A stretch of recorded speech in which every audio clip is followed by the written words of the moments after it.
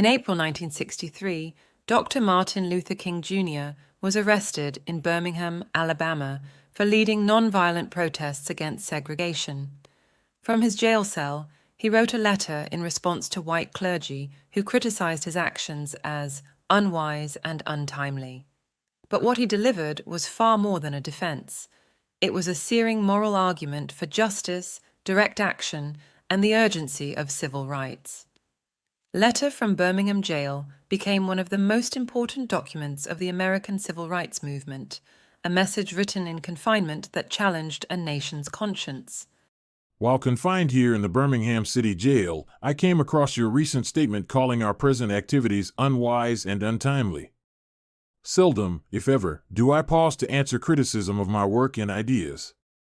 If I sought to answer all of the criticisms that cross my desk, my secretaries would be engaged in little else in the course of the day, and I would have no time for constructive work.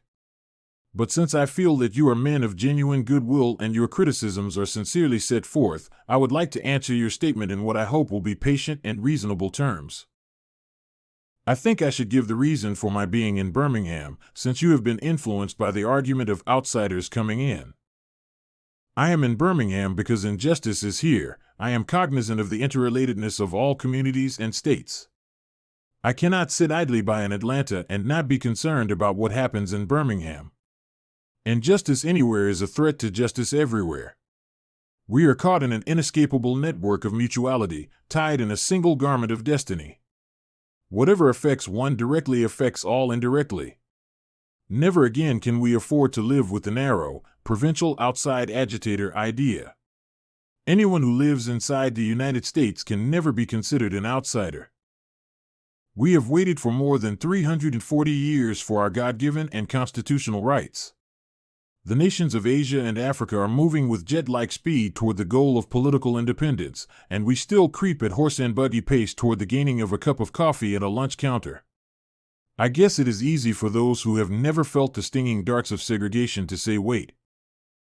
But when you have seen vicious mobs lynch your mothers and fathers at will and drown your sisters and brothers at whim, when you have seen hate-filled policemen curse, kick, brutalize, and even kill your black brothers and sisters with impunity, when you see the vast majority of your 20 million Negro brothers smothering in an airtight cage of poverty in the midst of an affluent society, when you suddenly find your tongue twisted and your speech stammering as you seek to explain to your 6-year-old daughter why she cannot go to the public amusement park that has just been advertised on television, and see tears welling up in her little eyes when she is told that Funtown is closed to colored children, and see the depressing clouds of inferiority begin to form in her little mental sky, and see her begin to distort her little personality by unconsciously developing a bitterness toward white people, when you have to concoct an answer for a 5-year-old son asking in agonizing pathos, "Daddy, why do white people treat colored people so mean?"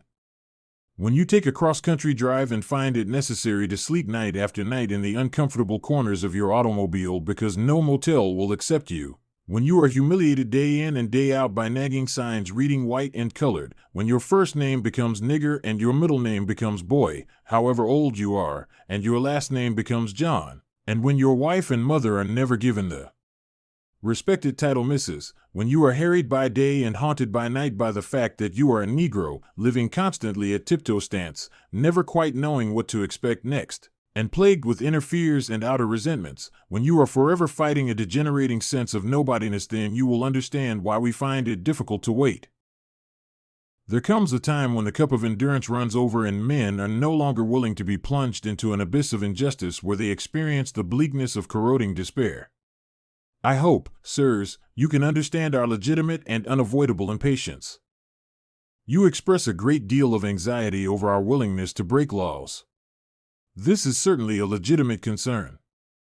Since we so diligently urge people to obey the Supreme Court's decision of 1954 outlawing segregation in the public schools, it is rather strange and paradoxical to find us consciously breaking laws. One may well ask, how can you advocate breaking some laws and obeying others? The answer is found in the fact that there are two types of laws. There are just laws, and there are unjust laws. I would agree with St. Augustine that an unjust law is no law at all. Now, what is the difference between the two? How does one determine when a law is just or unjust? A just law is a man-made code that squares with the moral law, or the law of God. An unjust law is a code that is out of harmony with the moral law. To put it in the terms of St. Thomas Aquinas, an unjust law is a human law that is not rooted in eternal and natural law. Any law that uplifts human personality is just. Any law that degrades human personality is unjust. All segregation statutes are unjust because segregation distorts the soul and damages the personality. There are some instances when a law is just on its face and unjust in its application. For instance, I was arrested Friday on a charge of parading without a permit. Now, there is nothing wrong with an ordinance which requires a permit for a parade, but when the ordinance is used to preserve segregation and to deny citizens the First Amendment privilege of peaceful assembly and peaceful protest, then it becomes unjust. Of course, there is nothing new about this kind of civil disobedience. It was seen sublimely in the refusal of Shadrach, Meshach, and Abednego to obey the laws of Nebuchadnezzar because a higher moral law was involved. It was practiced superbly by the early Christians, who were willing to face hungry lions and the excruciating pain of chopping blocks before submitting to certain unjust laws of the Roman Empire. To a degree, academic freedom is a reality today because Socrates practiced civil disobedience. We can never forget that everything Hitler did in Germany was legal and everything the Hungarian freedom fighters did in Hungary was illegal. It was illegal to aid and comfort a Jew in Hitler's Germany. But I am sure that if I had lived in Germany during that time, I would have aided and comforted my Jewish brothers even though it was illegal.